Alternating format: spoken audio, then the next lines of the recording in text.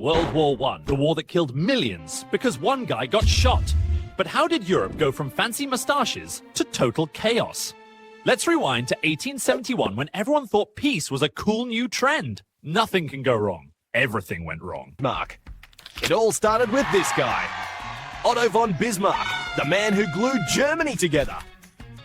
Germany became powerful, and France was like, hold up. So Bismarck took some land from France. Oops. Alliance to keep things peaceful. Everyone made alliances. This group called themselves the Triple Alliance. Then these guys, Britain, France, and Russia, went, well, fine. Basically, Europe turned into one big friendship trap. 18,000s, freedom. Meanwhile, in the Balkans, nationalism was going wild. Serbia was like, we want a greater Serbia. And Austria said, no thanks. Austria, Hungary owned lots of land and lots of angry people. Tension rising. Then, June 28th, 1914, the spark. A group of Serbian nationalists planned to kill him. The first guy failed, the second guy missed, the third guy got lunch. But one of them got lucky. Austria-Hungary freaked out. They blamed Serbia for the assassination. So Austria sent an ultimatum. Basically, do everything we say or war. Serbia agreed to almost everything, except one thing. And Austria said, close enough. Boom! Once Austria declared war on Serbia, everyone joined in. Russia mobilized to protect Serbia. Germany declared war on Russia. Then Germany declared war on France. And Britain said, hold my tea. Germany's plan: go through Belgium to invade France. But Belgium was neutral, so when Germany barged in, Britain said, nope. Britain joined the war, and now it's a world party. And just like that, the Great War began. Everyone thought it'd be over by Christmas. Spoiler, it wasn't. 4 years. Millions dead. Welcome to modern warfare. Both sides dug in, literally. From the North Sea to Switzerland, one giant mud pit.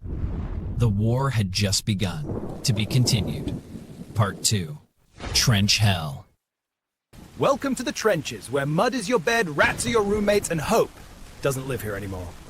The front line barely moved, just explosions, shouting, and waiting. Soldiers built miles of ditches, turning Europe into one long scar. And that, my friends, was... Life in the trenches was disgusting. You ate cold beans, slept in mud, and shared your bed with rats. Every morning, soldiers waited for the whistle, then climbed out to run into machine guns. Load. World War I invented new ways to make things explode. The machine gun turned soldiers into sitting ducks. Tanks appeared, looking like angry metal turtles. And gas? Yeah, it burned your lungs. Fun times. In 1915, Germany said, let's try science. They unleashed chlorine gas. It burned, blinded, and killed thousands. So everyone else said, cool, we'll use it too. Humanity, 0. Science, 1. While. Then came the tank, the war's first metal monster. Britain built it to break trench lines. It was slow, heavy, and sometimes caught fire. But hey, at least it looked cool.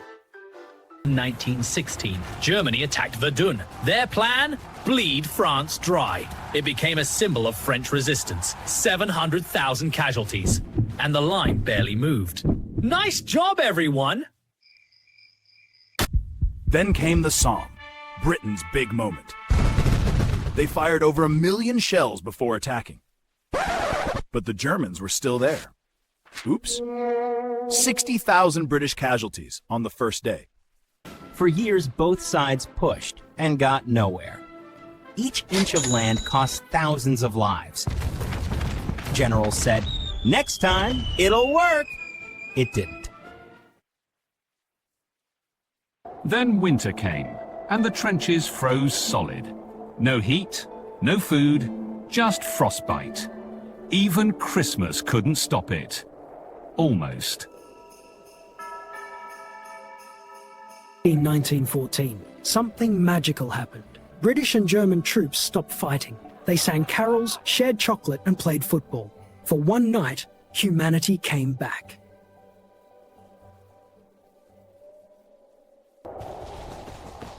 While the West was stuck in mud, the East was chaos. Germany versus Russia, a 1,000-mile tug-of-war. At Tannenberg, 90,000 Russians were captured in 1 week. We actually won, and so began the slow collapse of Russia was not doing great. Millions dead. No food, no boots. Back home, people were starving and angry. Revolution was brewing. Spoiler, it's coming fast. 1917, Russia said, "We've had enough." Tsar Nicholas II fired permanently. Lenin and the Bolsheviks took over, and just like that, Russia left the war. 1918, Russia signs the Treaty of Brest-Litovsk. Germany smugly signs, Russia nervously sweating. They gave up land, pride, and half of Europe. But hey, at least they got peace.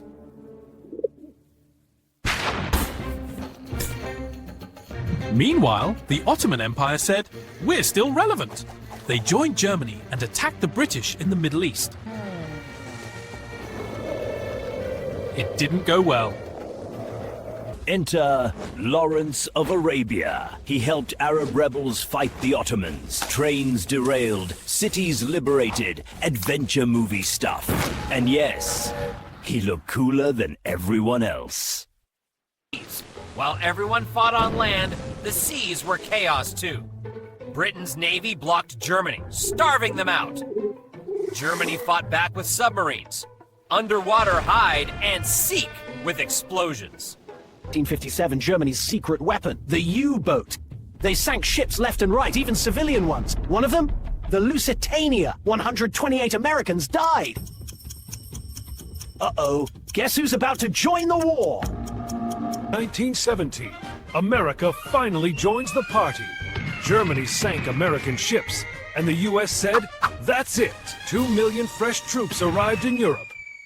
Time for Uncle Sam to save the day.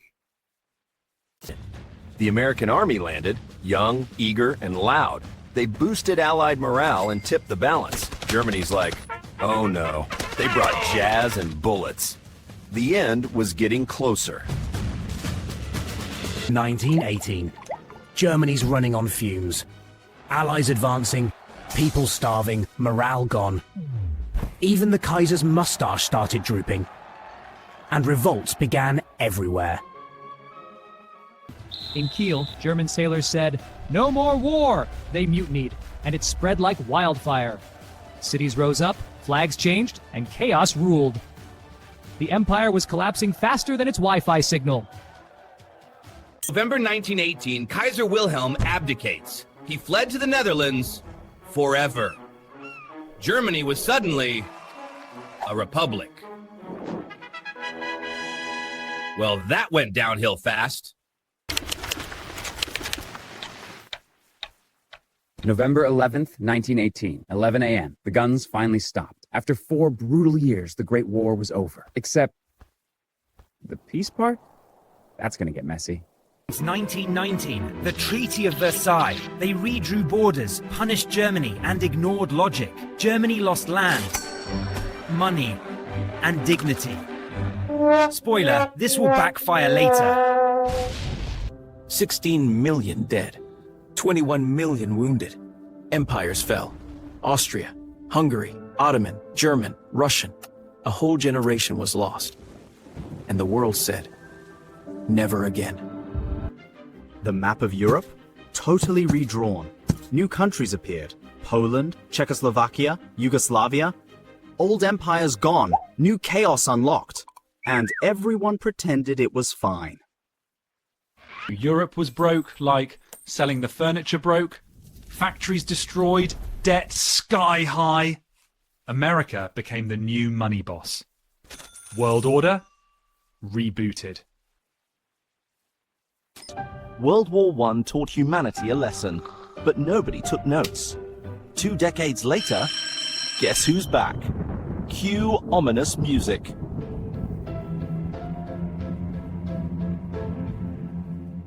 The Great War ended, but the peace planted new seeds. Treaty humiliation, economic chaos, political rage. In just 20 years, the world will burn again. Stay tuned.